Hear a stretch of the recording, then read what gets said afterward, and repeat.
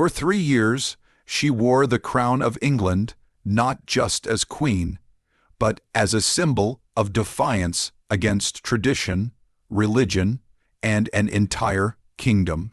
But in just 17 days, everything changed.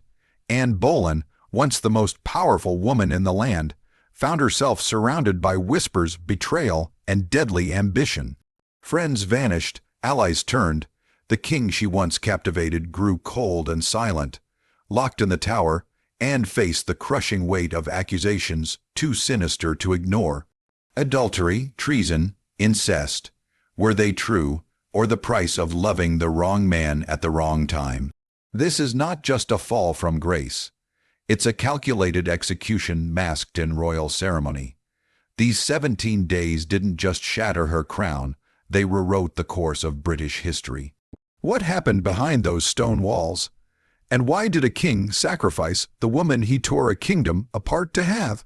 The tragedy begins now. It began with celebration. May Day 1536, a royal tournament, music in the air, and the queen seated beside her husband, smiling beneath her elegant hood.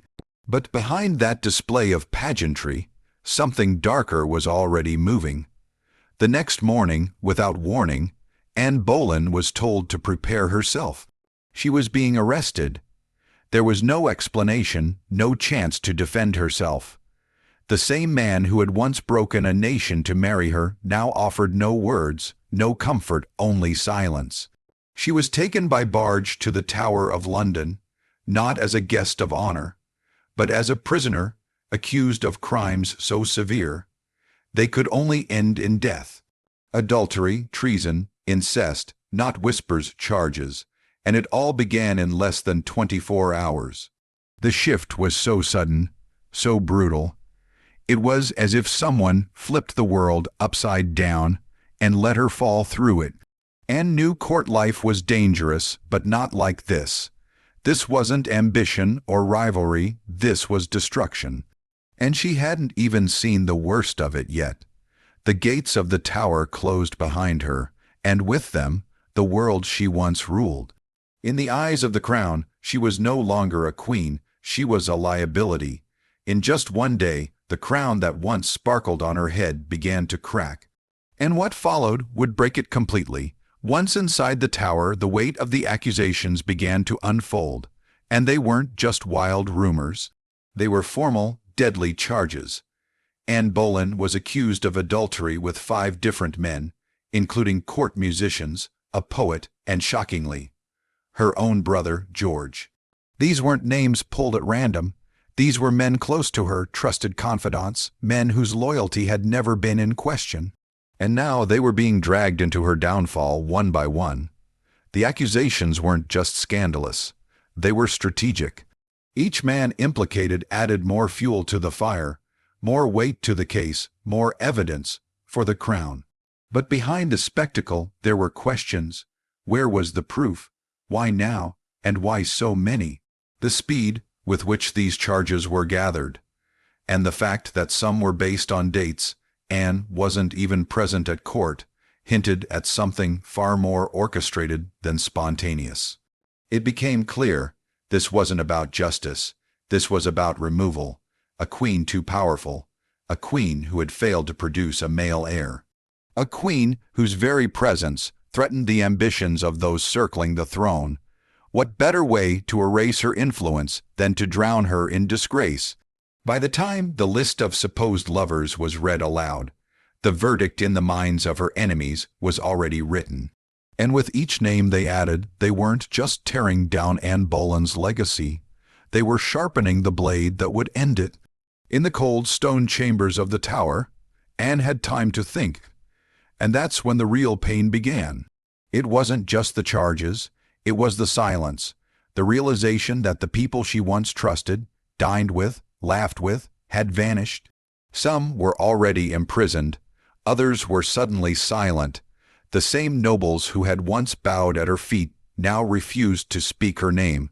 Her allies at court, nowhere to be found, and Henry, the man who had defied the Pope to marry her, he had already turned his face to the next sunrise, leaving her in the shadows to fade. There were no letters, no pleas for her innocence, just a quiet storm of betrayal tightening like a noose. And the worst part, she knew some of them weren't just afraid, they were complicit.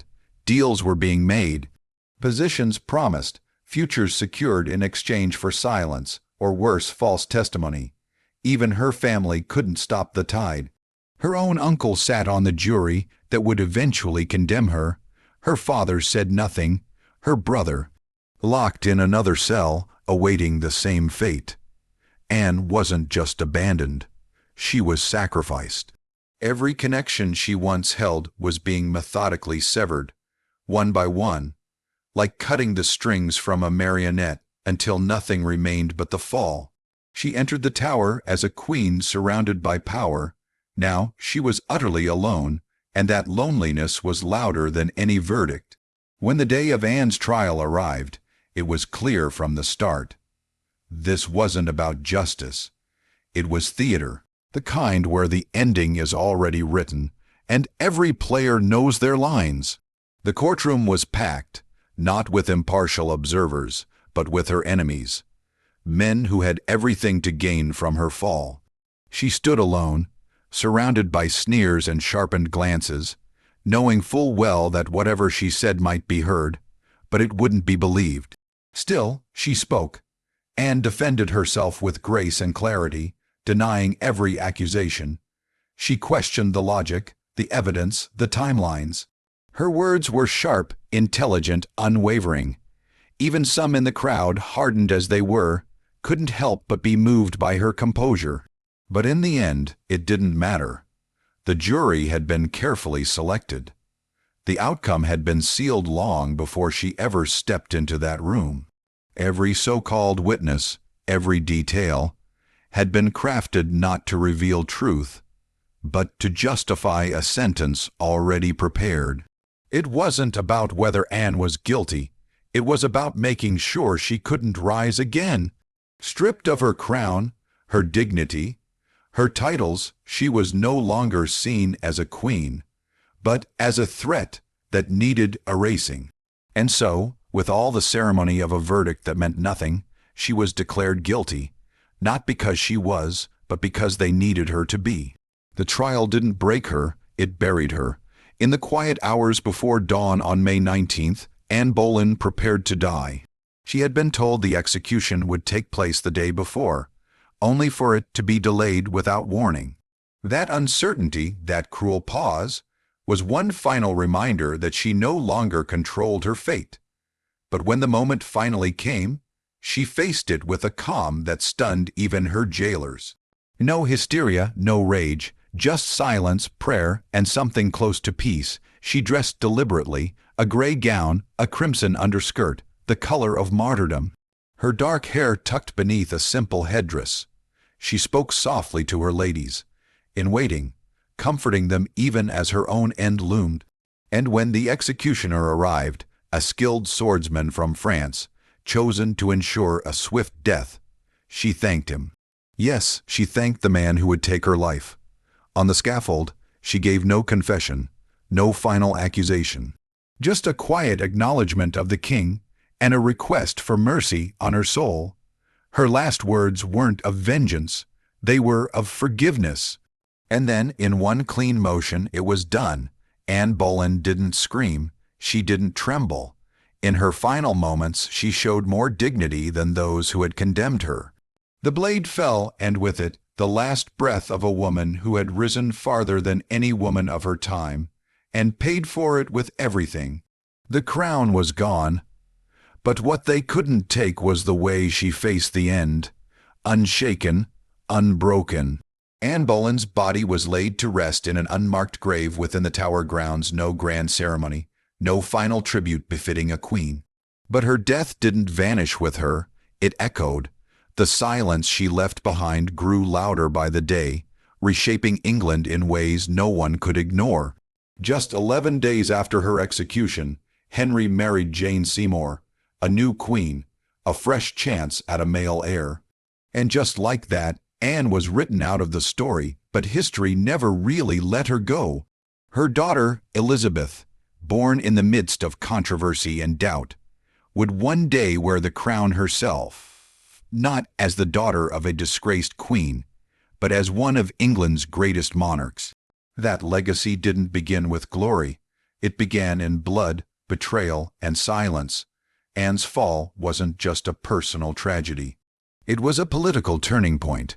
Her execution marked a shift in how power operated inside the Tudor court, a warning that no one, not even a queen, was untouchable. The religious divide she helped ignite, it widened. The monarchy she tried to shape, it hardened. She died with no justice. But the tremors of her fall rattled the throne for generations. 17 days, that's all it took to destroy her. But centuries later, her story still refuses to disappear. They shattered her crown, erased her name, and buried her legacy. But the truth, it rose from the ashes, and it never went quiet again. She entered history as a scandal, left it as a tragedy, but lives on as a symbol. Anne Boleyn was never meant to survive the world she challenged, yet in falling, she became something far more enduring. They took her title, her freedom, her life, but not her voice. That still echoes, not just in stone walls or dusty records, but in the very shape of the crown she once wore and the future it helped create. They thought they ended her story in 17 days. All they did was make sure it would never be forgotten.